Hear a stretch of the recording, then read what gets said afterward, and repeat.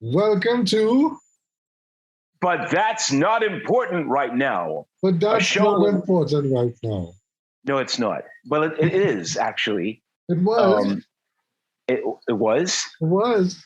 It was important. But now what it's is not important anymore. Well, the reality of the situation is what we're trying to do is that for those who came in late, to borrow a phrase from a long time popular comic strip, the whole premise behind But That's Not Important Right Now is us talking about the ad industry in our part of the world.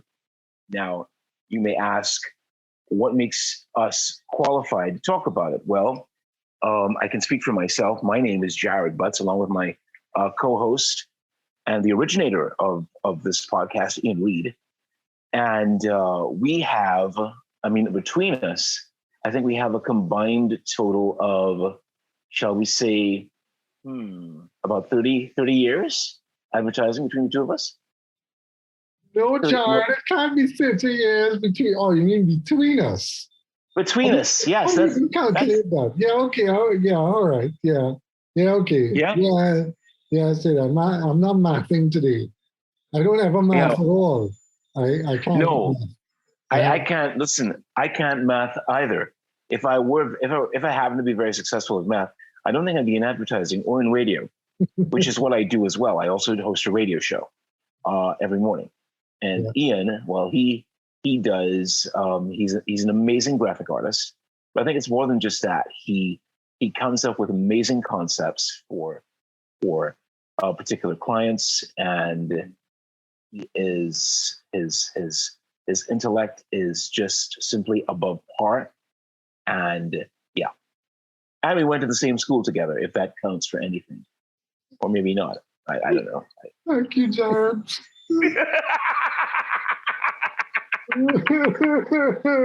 I'm so happy. Why'd you stop being such a big? I just wanted. You talking about math? I just wanted to shout out to one of our diehard listeners, who is one of the admins of one of the best groups I've been in. You and I are in the same group on Facebook. All Things Rock.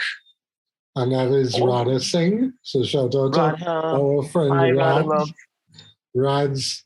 Rads was so impressed with my contributions in that group that she made it automatic that my post would be posted without approval. So I feel like that is something. Yeah, she said, dude, you posted really good music on All Things Rock. So we want to shout out to Rads, who listens to us.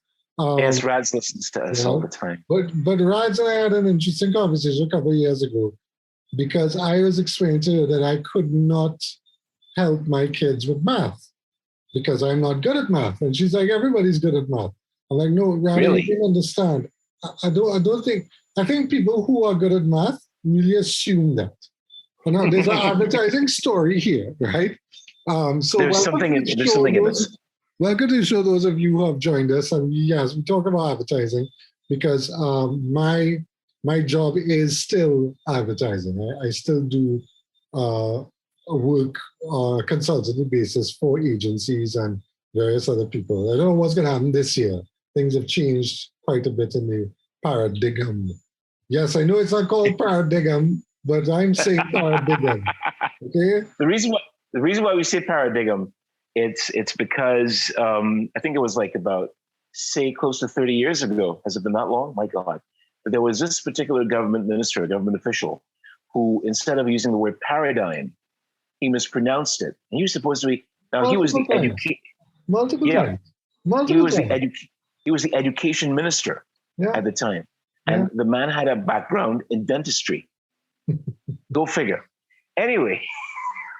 Actually, as a side to that, when I was in university and I was running for the publications chair, which is a very small,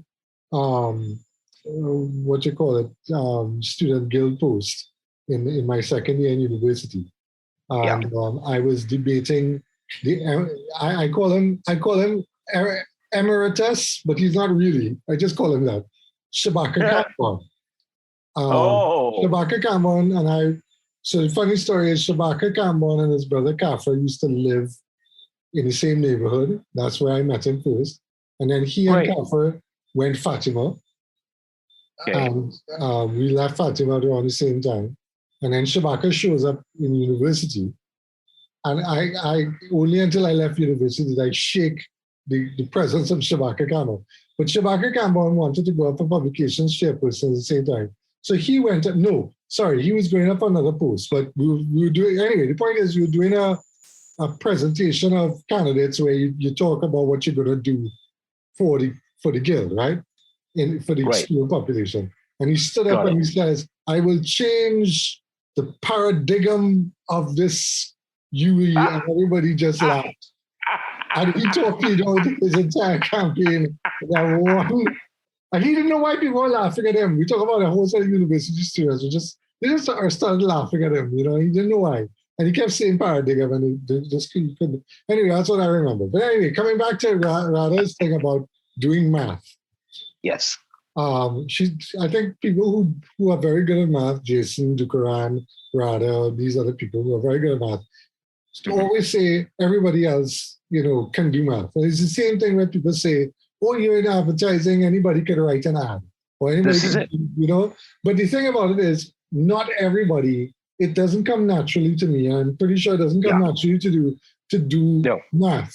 And we're not talking about simple sums like adding and subtracting and multiplying. And multiplying and dividing, yeah. I'm terrible at multiplying. I'm really bad, But the thing is that for algebra and computational stuff where you have to use logic, I keep telling people my brain somehow decides that what I'm doing, like I sat down the other day to try to do a math problem on my own, right? And I'm following the rules that they set out. This is how you solve this particular problem. I can't remember what it was, a simple problem. And my brain is just telling me, this doesn't make any sense. Why is this doing it this way? There's no reason for me. It just, you see what they're saying is math is, right? The logic is there. That it's logical. This is how it is. And my brain keeps saying, no, I don't agree with it. So if I do the solution on my own, I come up with a completely wrong answer, but my brain feels satisfied that I did it correctly. Because I'm showing Radha the problem. I'm like, Radha, this is the problem, and this is how I solve it. And she's like, no, that's not how you solve it. I'm like, this is how my brain wants me to solve it. It's literally shadowboxing my brain.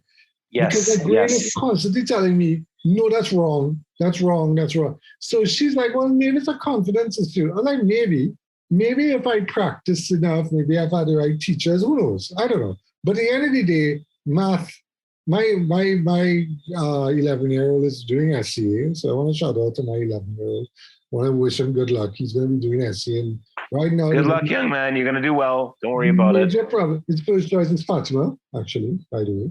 Look at that. All right, then. The thing is that, I'm not in big deal if he doesn't get into Fatima. So it's okay. It's not a big problem. I'm under, the stress that they're going under right now is 3 times the amount of stress that we have. Can you imagine? Yeah. We're in the 21st century and kids have 3 times the amount of stress that they have. And it's not the system. Unhealthy. It's not precisely it's because of what's going on with the unspecified virus of unknown origin. Yes. You see? Yes. So he's like, they're like, the government's like, all kids have to go back to school by the beginning of February. I'm like, and the mother and I are like, I don't know, because next thing you know, he does pick up COVID, and all the other parents in the WhatsApp group are like, they're having this discussion right now. Yes. They don't want to send their kids back because it's like, well, suppose they get COVID and they can't do the exam. What's going to happen then, So anyway, I guess less things to worry about. But again, coming back before we go too far off the deep end. Yes, before we stray from that particular point. Yeah, math and advertising. Advertising is not a natural thing for everybody. You are not natural at advertising. You could learn advertising, yes, absolutely. Nobody's saying no, but it's not something that you just go and start doing because well, I mean, you could probably get away with it if you're talented enough and you have enough time and whatever to figure it out if you are, but the thing about it is we have people who are much better that who could do the job for you. And we always talk about this in the podcast, You get a writer, you get an artist, you get a executive, and you have a team who does the advertising for you. And that's the job, But you're going to say something. Let me hear, what were you going to say? No, I was just going to say that if somebody is proficient in math, that doesn't necessarily mean that you aren't going to be proficient in advertising. Just as there are people who are very proficient in advertising, there are very few individuals who work in advertising who have a keen eye in terms of solving mathematical equations and stuff like that. But I think the most, let me tell you, one of the best, I wouldn't exactly call it an ad, and not in the strict sense of the word, but there was one particular individual, and I will never forget this. I saw this in an interview back, I think it was either in the late 1980s or early 1990s. A guy who was a junk bond, he was known as a junk bond king, Michael Milken. Michael Milken was kind of reminiscent of the Bernie. It was like a earlier version of Bernie Madoff, in that he would just bilk his clients of millions and millions of dollars. Cut a long story short, he was arrested, thrown into jail, came back out, and he was reformed. And he came up with some interesting formulas behind solving mathematical problems. And I just sat there watching this guy talk, listening to this guy. And I thought to myself, this man would have made a brilliant math teacher. Yeah. Because when he started talking, it just started to make sense to me.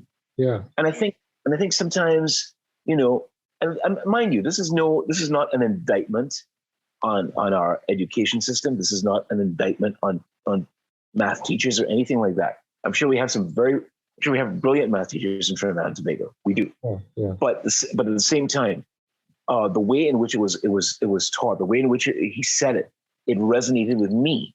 And I said, yeah, now it's starting to make sense. Now I get where it's coming from. And that was just a brief glimpse into it, And Yeah. I think with respect to advertising, I think the more people can get to demystify, if you will, what goes on in terms of getting, a product out there. Yeah. To have people believe in the product and people know more about the whys and wherefores regarding the product. I think that in that sense we've done, we can help make it a lot easier to understand. Yeah. But the problem, and again, this is related to advertising. Sometimes when you want to make a really good impression and you want to make the client go, yay, sometimes I think you do that, but sometimes you do it at the expense of the consumer who looks at a particular product and wonders, what the hell is this person getting at? Yeah. Am I overthinking? But then you as the purchaser, as a consumer, am I overthinking this, or is there too much to glean from this? Let me give you an example. Last week, a particular retail outlet came up with this, what they thought was a really hot concept, a really, it was a witty concept. They came up with this massage chair. All right. Yeah, I know what you're talking about. You know now? Yeah. The headline. Let me see. Yeah. Go ahead. Yeah. Now the headline is "Work from Heaven." Now, on the surface, you're thinking, "Oh, that's cool," but then something sets in, and then you start to ask questions. It's like, wait a minute, work from heaven? Last time I checked, I don't think there is such a thing as work as it relates to the heavenly realm. And two, you want me to die early? What's that? What's up with that? So, I mean, yeah, you can come up with something else about that. Well, it's not. It was a social media ad, basically. It was a social media ad. But there That's was exactly something what it was. else Yes. about that. Let me see if I find it. You put it on your page, I right? did. I did put it on my page. Right? That was last week. Exactly. Oh, God, I think it was last week, Thursday, if memory serves me right. You put so much crap. It was before. Was it before the Prime Minister's conference or after? It was before. I think it was before the Prime Minister's conference. Oh, here we go. Right. There you go. Yeah. So your comment was, thanks, sir, but I'm not ready to dead yet. Yeah. So the headline is from Heaven. It's a massage kind of chair thing that you put on your chair, right? And it's shit brown, first of all, because that's what came to mind when I saw it. I saw, wait, why is this thing shit brown, right? Yeah. And then there's a picture of a girl on the right hand side, which is just kind of red, kind of fog in the background. So she looks ephemeral. Is that the word? Not, when you're no, I think you're talking. I think you're more referring to ethereal, but yeah. Yeah, it's ghostly, right? Yeah. And there's a big white circle over her chest next to the vibrating chair, and says, right, that was it. It's called Home Dicks. Homedic. Home Dicks. No, Homedic. Homedic. Dicks. It's not Home Dicks, Ian. It's but that's Homedic. what I read, Jared, when I first saw it, but it says Home Dicks. Now, which is worse, Home Dicks or Homedic? Right? And there's a medic was a home. Oh God, no, this is not right. This is not right. Joule volt. I'm like, what the hell is Joule volt? Is this supposed to electrocute me? So when I looked at it, that was all within the space of the 15 seconds that you get to absorb this thing, right? Because you know the rule. If it does, once it hits your once you scroll into the newsfeed and you see this, you have 15 seconds before you decide whether you continue. Whether it's worth your time, right? So I saw the first thing I saw was the brown thing. I'm like, what is this lump of shit? And then I read your caption, and I'm like, why is he saying this? And then I went back down and I saw Homedics, which I read as Home Dicks, right? Because I'm like, why is it? And then I saw the headline, because you see the headline is a white on a pink. So it doesn't stand out very well, right? So it says from Heaven. And then I dawned on me, like, oh, so everything about this thing is kind of wrong, but it's not a total disaster. But the headline doesn't work, definitely. The headline does not work for me. If you wanted to say that have a heavenly experience, or this feels like heaven, then I can say, okay. Now we're getting somewhere. Now we can get to see. It is that, again, that's so done, quote unquote. Everybody. It is. Everybody's like, oh, everybody says that. Okay, so I guess work from heaven works in a way, because it does stop you. It does arrest you. Because you want to know more about this thing or whatever. But I mean, it's not exactly. Let's just put it this way: the product doesn't exactly instill the confidence. It's the wrong color, first of all.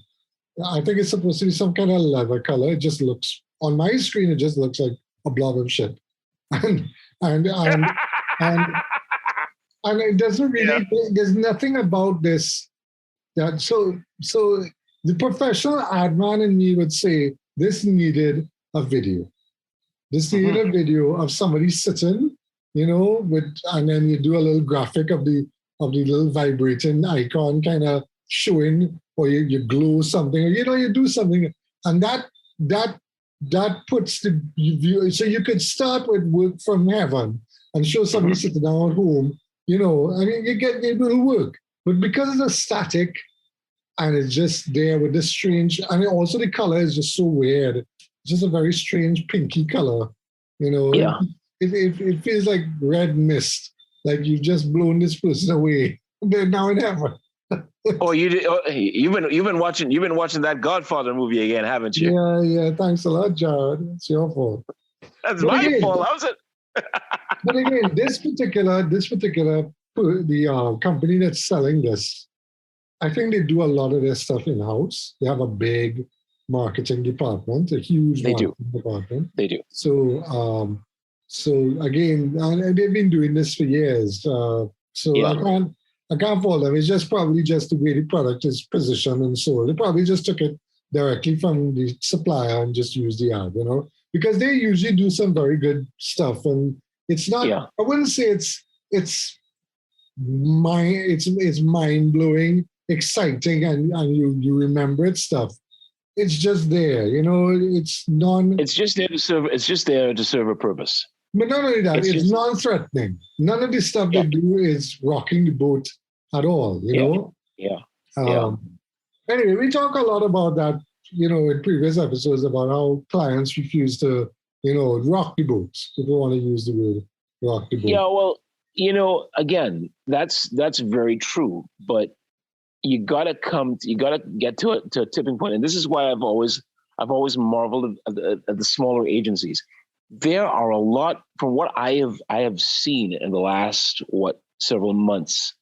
There are smaller agencies, smaller, leaner, hungrier agencies, and they have done some amazing work. I continue to marvel at that. Yeah. And I think the smaller the team, I think the more committed they are to the product. And I think they're not afraid. And what's also heartening about all of this is that they're not afraid to take those chances. They're not afraid to put a couple of noses out of joint. Yeah. And that to me is highly encouraging. Highly encouraging. Yeah. They were talking. I think they made a reference.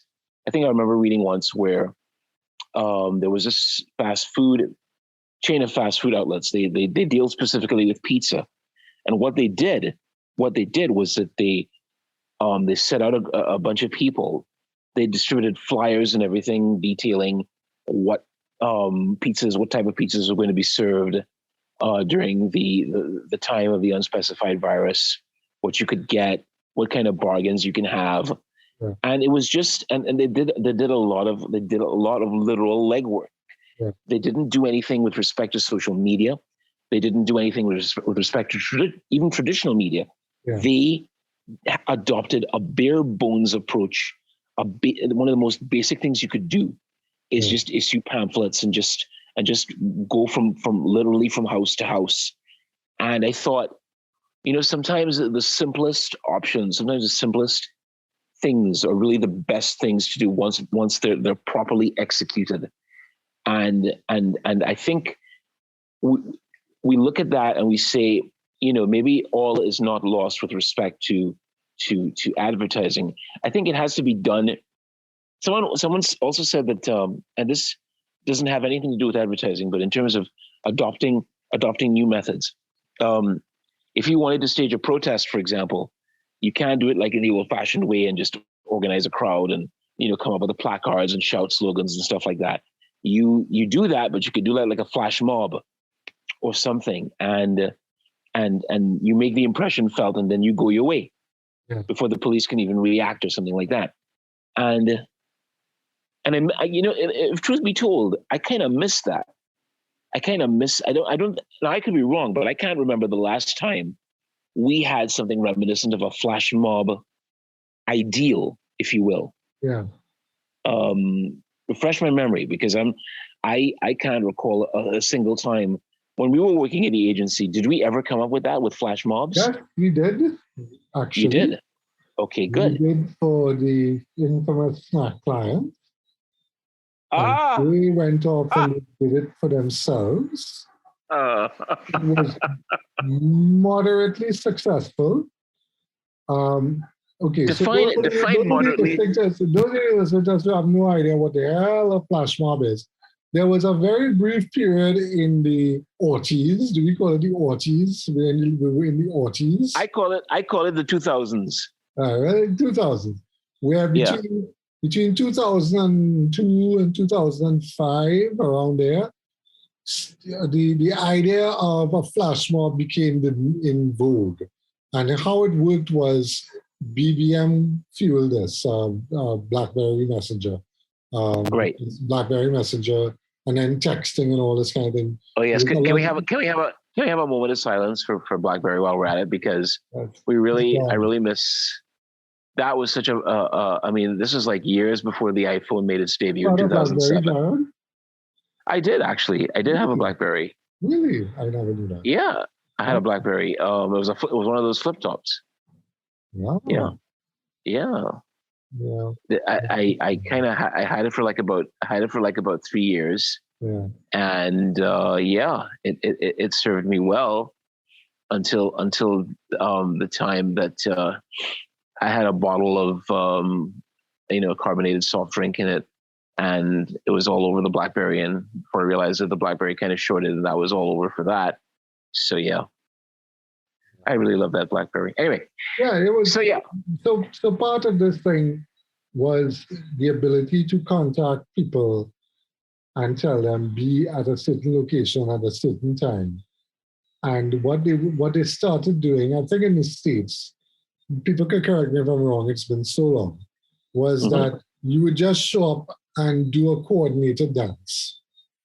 How the coordinated dance, a lot of it was staged. I don't think a lot of people realize this, but it became famous because I think Oprah had done something with it to sell one of the phones. I think it was Vodafone or one of them did it, where they did this stunt where they did a flash mob for Oprah. And that's where it just exploded. Everybody wanted to do a flash. And the client was like, let's do a flash mob. And but by that time, because as these trends go, the minute a celebrity starts using it, or at least in those days when a celebrity, it became passé. So right after that, it started to peter off, and because it became a joke. You would show up and nobody would be there. You'd be like, I came to a flash mob, but nobody's here because people just didn't bother. Or you showed up and you tried to coordinate a dance and everybody didn't know what the hell was going on. So it wasn't exactly, the flash mob itself, they did various things. Most of it was dancing kind of thing. But the evangelical churches jumped on that in a big way. They got their flocks to come down to the Port of Spain, to the square in Port of Spain, and do this flash mob thing, and really use that to kind of push the church and so on. So yeah, it had its time, it did its work. But they did a flash mob for this snack client in one of the malls. It was really well done. It was really well staged.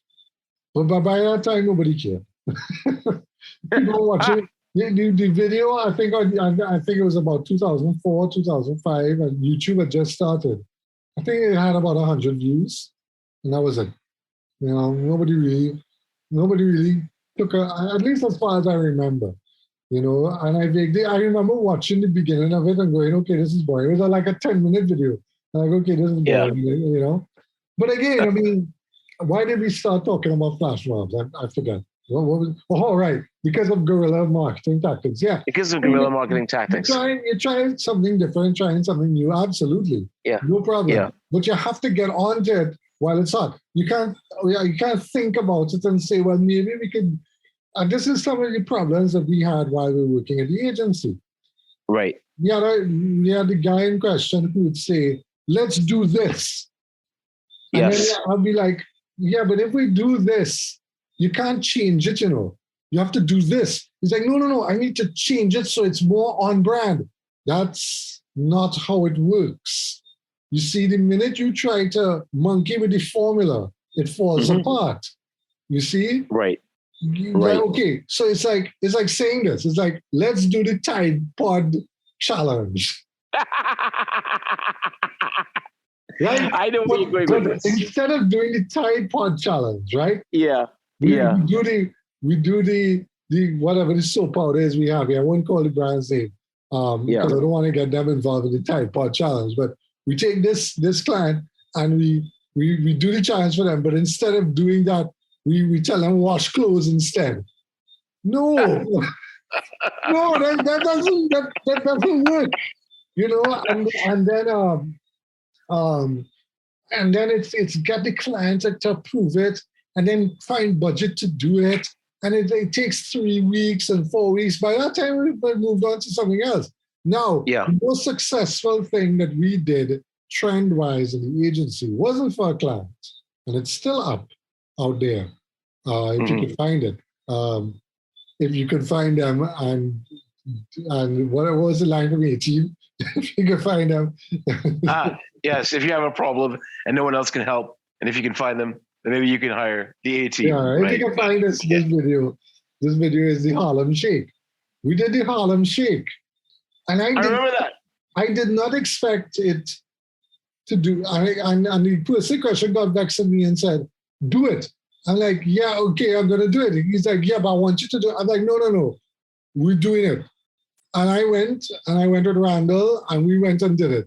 And the video is out there. And it was the most amazing thing ever. It was hilarious, it was funny, and it worked really well. But it worked for us at the agency. If we tried to do that for clients, by the time we actually got to roll that out, the Harlem Shake died soon after that. 2 or 3 weeks after we did that, the Harlem Shake died. It was over. Right. It was done. You know, we no longer had that. That consigned to the dustbin of history, you know, of internet trends. But what is the internet trend now? I mean, I'm trying to think. Everything is TikTok. So you know, if there's TikTok is the hot trend. Some stupid TikTok trend. You know, it's there. There's not one. There's like multiple going on. You know. Oh, the new thing is this stupid Wordle, whatever they call it. Wordle. Oh my God! I've heard so much about. Called? I have not even had a chance to look at that. What Wordle. That is. Wordle. I'm trying to. I'm very tempted to try something like this because I've never really. It's like I don't know. I guess it's like Scrabble, but even more challenging. I don't know. I've never really. I want to try it. I want to give it a shot, but I don't know how it works. But it's something trendy. People are using it. That's for sure. And it's something that you're going to see brands posting that as a post just now. Oh, I don't know how they do it because I don't know how it works. I haven't got a chance to explore it yet. I don't know how it works. I don't know how it works. You're going to see brands jumping on that. The minute brands start jumping on that, so I started seeing it like a week ago. I would start seeing brands jumping on it this week because we do this on a Monday. Right. On this week, I'm pretty sure you're going to start seeing brands posting that, and then it's gonna reach peak, and then it's gonna flatten out, and then it's gonna die, and that's how it works. I call it 15 minutes of fame when it comes to the trend, and I always tell clients, don't jump on a trend because you can jump on a trend. You know, if you're going to waste a lot of time, resources, and energy playing catch up. You know, and to his credit, the creative director of the agency had mentioned, he said, we should be inventing the trends. You see? And we're not. And we never did. We never successfully created a trend. Did we ever? We never successfully. I don't think we ever got a chance to successfully create a trend. No. Because there was a lack, and this is just my opinion, there was a lack of trust on the part of the powers that be. They did not believe that, they didn't trust us to come up with something that would be, you know, good enough.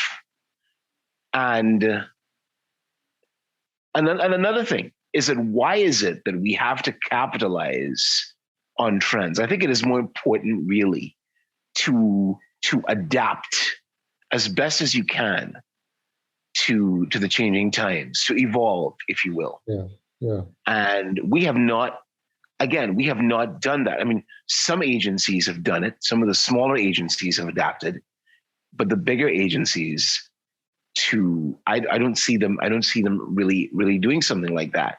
Is it so? But I mean, okay, fine. For example, you go and take a particular brand of beer, and you have someone in terms of an ally as this hip hop artist, And I'm thinking to myself, surely there must be another way that you can sell this product without having to. I mean, you could use him, yes, but you could use somebody else. Yeah. I mean, you could opt to have somebody who would have a really wide reach. Yeah. But that's just my take on it. I mean, do we have? If we have a personnel, you see, we're more centered. We are more centered in personalities, but we're not really centered in people who believe in the products that they're selling. Yeah. For example, you remember the 90s, right? You remember Snapple? Yep. What made Snapple? Snapple is my thing. I love Snapple. What made Snapple work? I'll tell you what made Snapple. One person made Snapple work, and that was Wendy Kaufman. Wendy Kaufman was the Snapple lady. Wendy Kaufman would answer questions about Snapple. She would appear on Snapple all the time, on Snapple ads, I should say. And I think because of her presence, because of her believability, and that is one thing that we don't ever concentrate on anymore. We don't concentrate on, not just on the integrity of the product, but on the integrity of the spokesperson, whoever that spokesperson is, you know? Dos Equis, this guy, I think his name is, if I'm not mistaken, Jonathan Goldsmith. Yeah. Most interesting man in the world. Right, the most interesting man in the world. Yeah. Things like that. People gravitate towards that because they see the people and they're like, yeah. And it beats having these influencers, because in truth and in fact, how much longer are you going to just sit there and really take what they have to say to heart? Because one minute they're the shit, and then in the next minute they ain't shit at all. Yeah. You know what I mean? It's a famous funny story of hiring.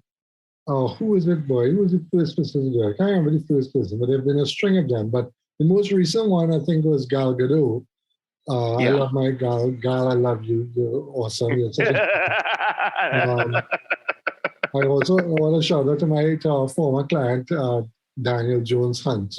Daniel Jones is wonderful, wonderful client who works at BPTT. Wonderful woman, good, awesome person, awesome friend. Daniel always remembers us every time, you know. Hi, Danielle. How are you? Danielle went up for Miss, was it World or Universe? I can't remember which one she went up for. I think it was Miss Universe. I'm not too sure. Yeah. She went up for Miss Universe at the same time that Gal Gadot went up for Miss Universe. So she and Gal are friends. They're besties. Really? Yeah, they are.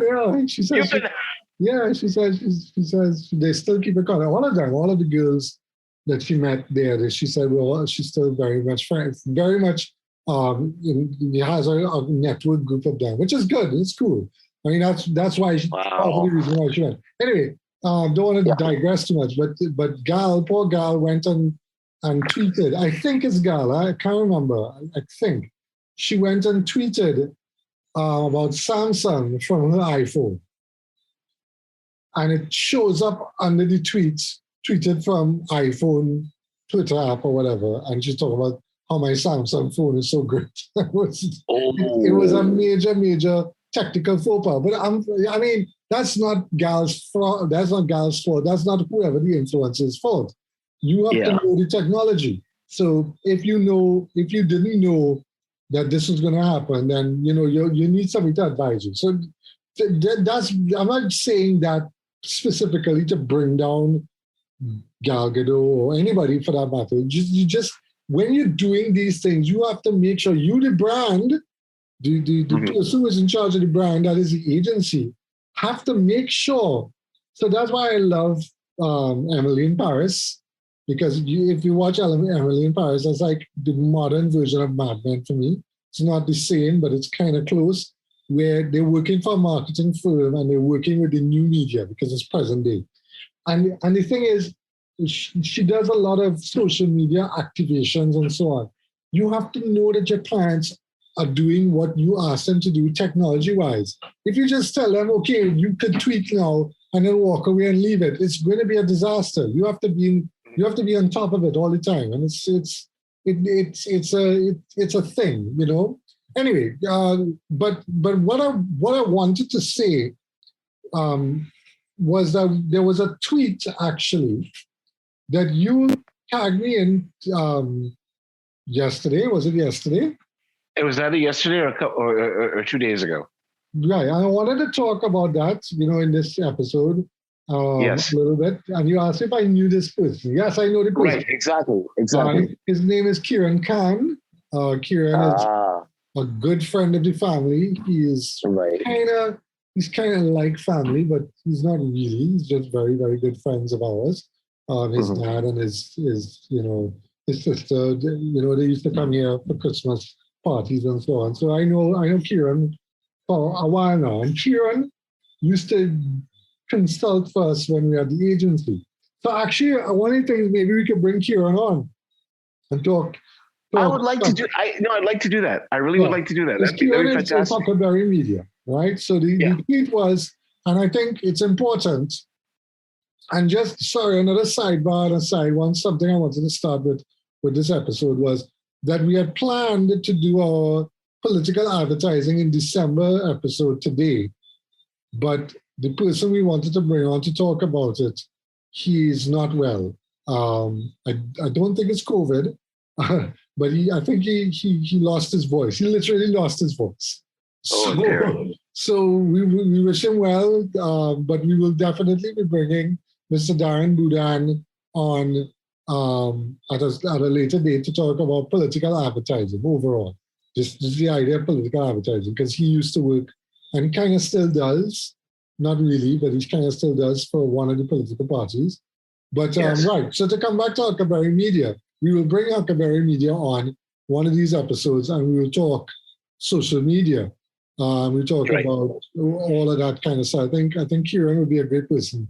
And also Kieran, I would like to bring him on also because there's a story that I want to tell for Carnival, for our Carnival episode. So stick around for that.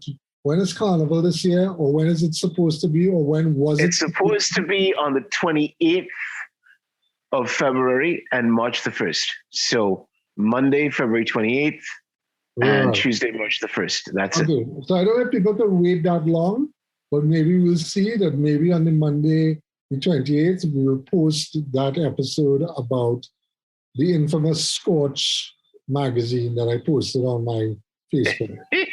Yeah, that's a fun story. But I want to bring on Avalon because Avalon was a copywriter and she worked with me on that job, and she will remember a lot of the gaps that I have.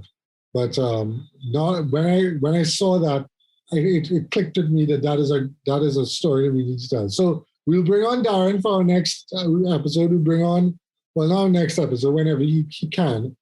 Whenever he can make it, yeah. We can see if we can bring on Huckabee Media. The other thing we want to do this year is want to bring on a friend of mine, Laura Control-Thomas, to talk about hiring, because a lot of the people who listen to us are like new in the trying to get into the business of working for an ad agency or whatever.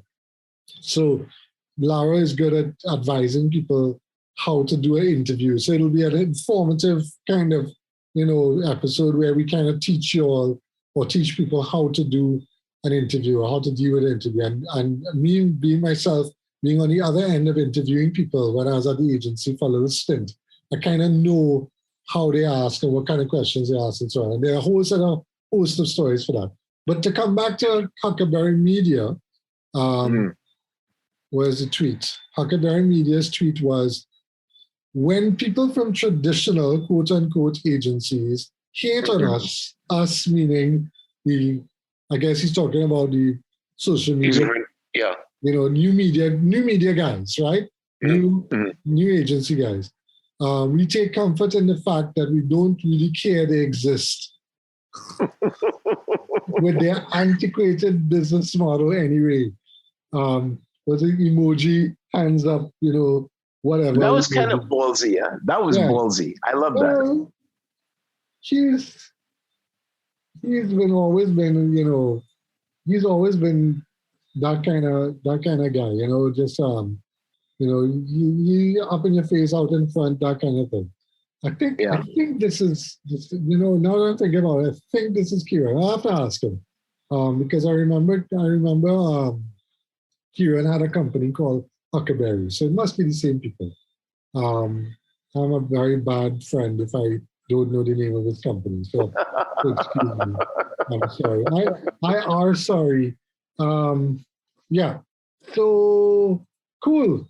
I think that's Kieran Khan. Kieran Khan Kieran is Khan. Kieran Khan is the Huckabee Media. Okay. Yeah. Great. Um, So yeah, I mean that's something that we can delve into. I mean, again, the smaller, leaner media agencies, ad agencies, because again, they have the hunger, they have the drive, and they have that dreaded P word that every time I hear it now, I suffer from a bad case of conversion hysteria. yeah. Because you know that Where's your particular P passion, word. Dad? Where's your passion? I don't feel the passion from this shit. Where's your passion?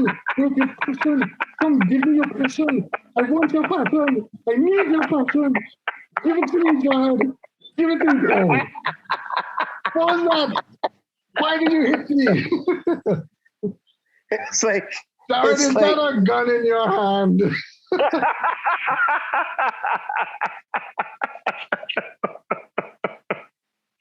now I've never been one to advocate workplace violence, so I'm not going to start now. But Somebody punched the wall. Let me Somebody tell punched you, the wall when he told him that.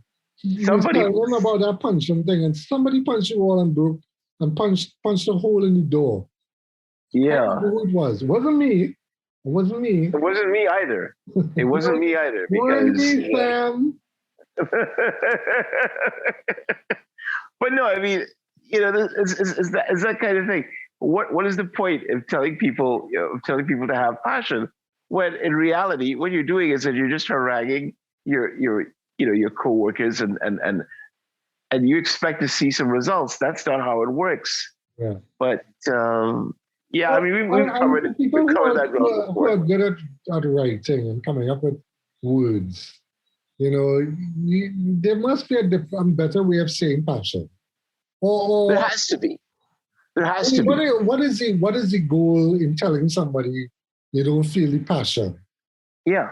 I mean, okay, which is why bringing somebody like Lara is a good person to talk to because it's technically kind of HR. But the thing is that if you bring somebody into your office and start haranguing them about how they have no passion, that's not going to give them any passion. That's not going to give them any passion. That's not going to instill any passion in them whatsoever.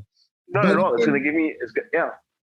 But the thing about it is, and to his credit, he has done it he had done it on multiple occasions. At least in the beginning, he used to try to say, okay, I'm not feeling it, but let's see if we could pull something out of this, or maybe come up with something else. And that is building passion.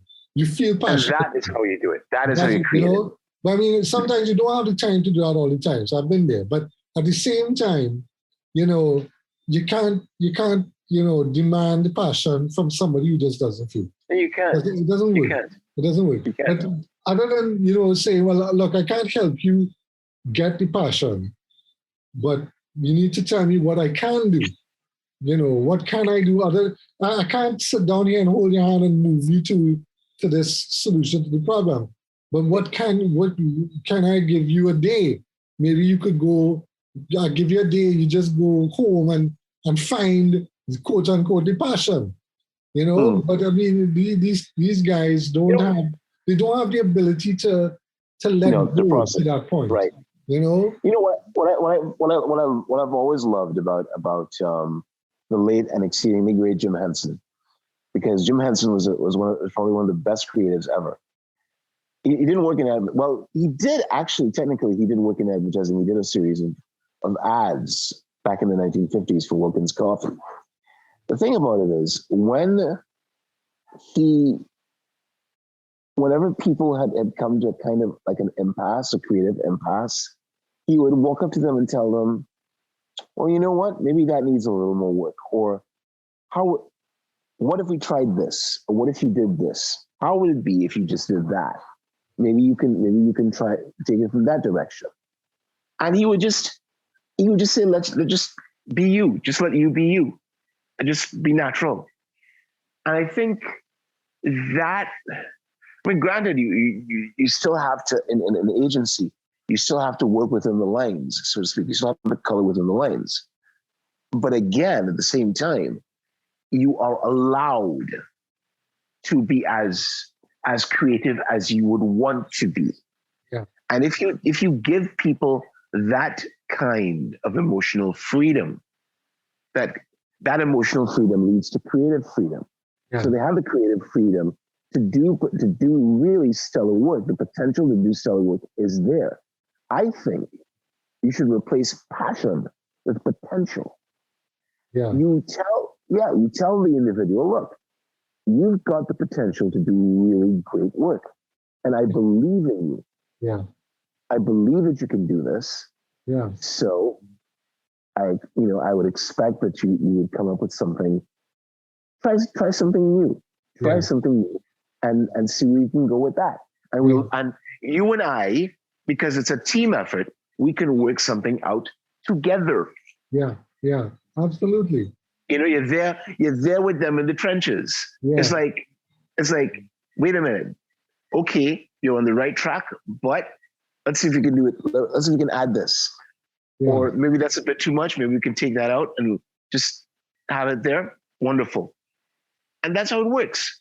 Yeah, but you just can't. Or you acknowledge that you're having a problem. You say, okay, this is feeling that there is a little bit of not confusion, but there's a little bit of stress here with trying to realize this concept, right? If you maybe take it from another angle or something, you don't just start saying this is shit, this is lax passion. Or you just don't tell people, or you don't tell people, you just would say, no, that ain't working here. That's not what, It's not a question. Again, it is a question of adapting to the times. I mean, what would work? Mind you, there's still some old school approaches that you can take to advertising that still work today. But by the same token, again, you are referring to coming up with a revolutionary way of how you interact with people. And I think if you're there and you are there with them, if you as someone who has that kind of influence, who has that kind of authority, don't abuse it. Don't abuse it, but use it in such a way that I am willing to work with you on this. Yeah. That I am willing to sit down with you, literally sit down with you and thrash this out. Yeah. Yeah. And defend, and as well to defend. Because that's what they also said too, remember? In Huckleberry, they were willing to defend why they came up with this creative concept to the death. And if the client says, well, I still don't like it, they would look at the client and say, well, to hell with you. You can walk. And I thought, wow, that to me is just such a refreshing ideal, or paradigm, if you will. Yeah. Well, we have reached the end of this particular episode. We talked a lot. We try to keep these episodes down to a manageable bit because people have lives. I know some of you all listen to us while you're doing stuff, but we're hoping that you do come back and listen to us again. And I told me once that he and his girlfriend, right? They listen to our podcast, especially when they're making love. What? They have sex. They have sex while they're listening to us. And I thought that's something I really don't want to. I don't ever want to hear that again. Who is that? I didn't catch who that was. Who is that? It's not a mutual friend of ours. Just Let me hasten to add. Somebody actually said that? Yeah.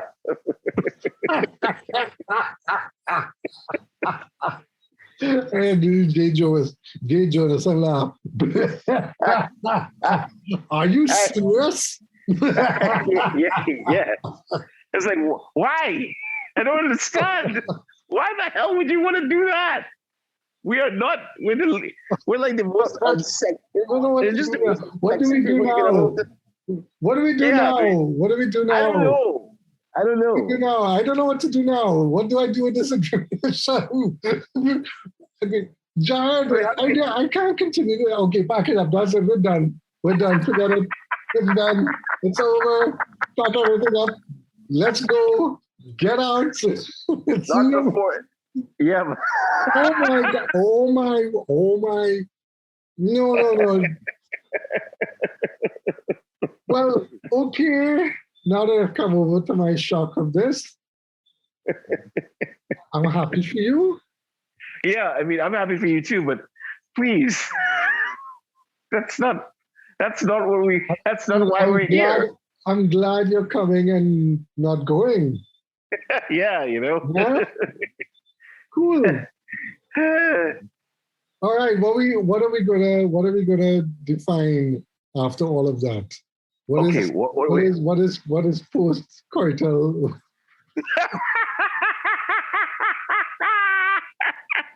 What is coitus interruptus? That's not it. We're not doing that to them. We're actually doing, when they're finished, we have achieved something. What do they call it? Afterglow. What is afterglow? What is an afterglow? Oh my God, that had absolutely nothing to do with anything that we talked about, guys. Nothing to do with You just destroyed the whole podcast at the end of that. It's a wrap up, and you just, oh, by the way, what is a paradigm? You just put on top of that.